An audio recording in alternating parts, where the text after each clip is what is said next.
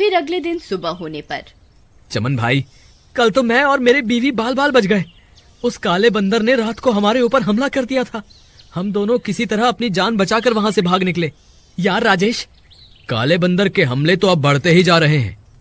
लोगों में इसका खौफ बहुत बहुत बढ़ गया है।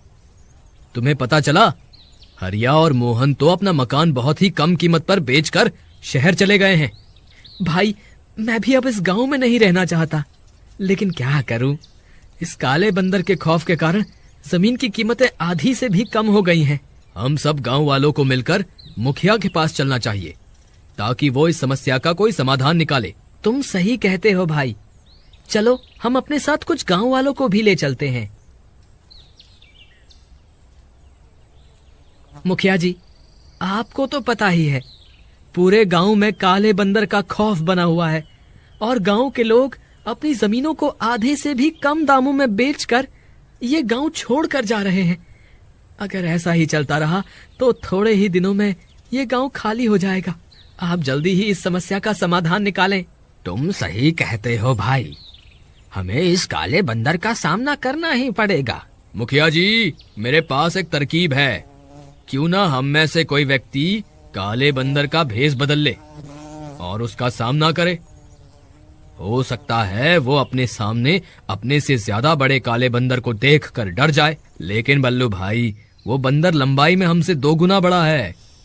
अगर हम उसका भेष बदल भी लें तो उससे छोटे ही दिखाई देंगे।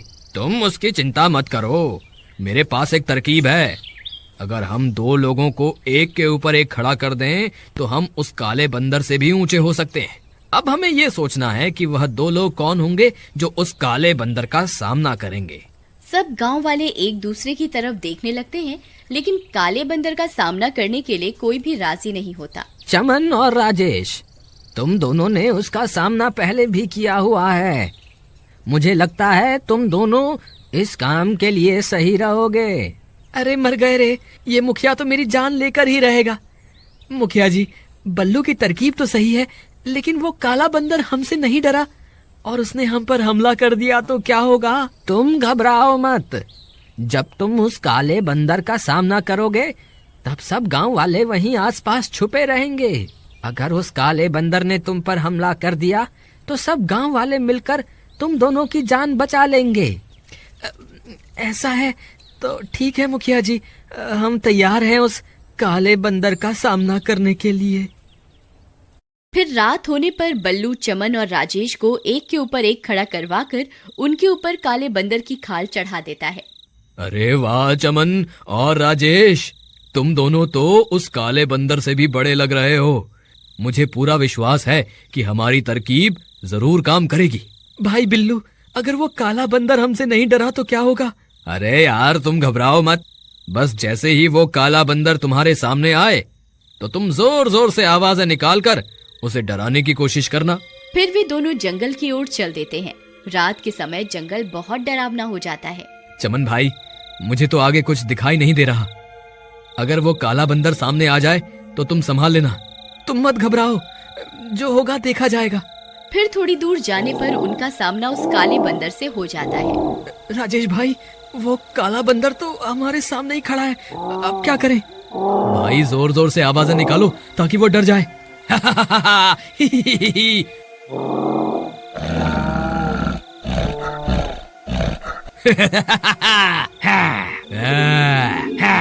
ए बंदर, मैं तुमसे भी ज्यादा ताकतवर हूँ, मैं तुझे नहीं छोड़ूंगा। अरे मर गए रे, ये काला बंदर कहाँ से आ गया? हे भगवान, मैंने तो काले बंदर का भेष पहना हुआ है, लेकिन ये तो सच में काला बंदर है।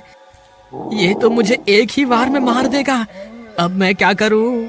राजेश भाई, जोर जोर से आवाजें निकालो, मुझे लगता है हमारी तरकीब काम कर रही है।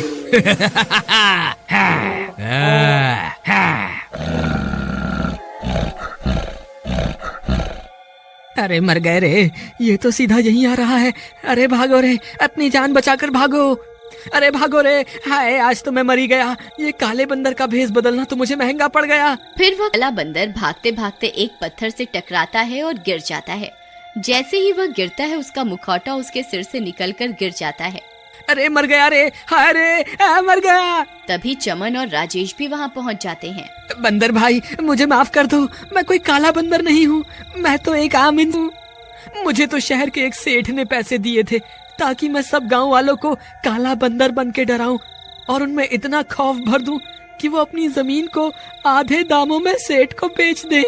मुझे माफ कर दो। अरे राजेश, ये काला बंदर नहीं है, ये तो कोई बहरूपिया निकला। फिर चमन भी अपना मुखौटा उतार देता है। वह बहुरूपिया चमन को देखकर हैरान रह जाता है। हाय रे, ये क्या, तुम भी बहरूपिया हो? हाँ, मैं भी कोई काला बंदर नहीं हूँ। हम तो बस तुम्हें यहाँ से डराकर भगाने आए थे, लेकिन तुम तो कुछ और ही निकले। मुझे माफ कर दो भाई, मैंने जो कुछ भी किया सिर्फ पैसों के लालच में किया। मैं इस गांव को हमेशा हमेशा के लिए छोड़ के चला जाऊंगा। तभी वहाँ सब गांव वाले भी पहुँच जाते हैं।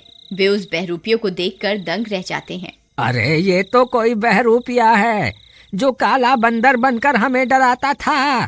मुखिया जी, मुझे माफ कर दो, मैं आगे से कभी ऐसी गलती नहीं करूंगा। फिर सब गांव वाले खुशी खुशी गांव में रहने लगते हैं।